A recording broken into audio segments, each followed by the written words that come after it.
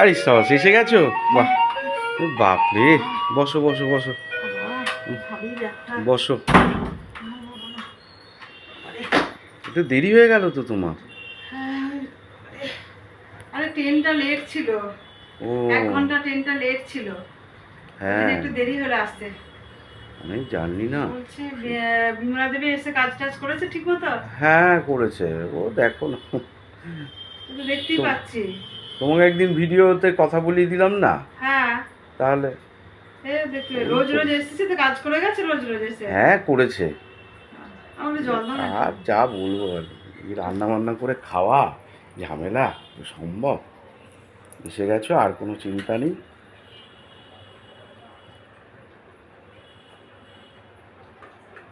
তো ওখানে সব ভালো আছে তো সবাই? হ্যাঁ সবাই ভালো আছে, আর এত গরম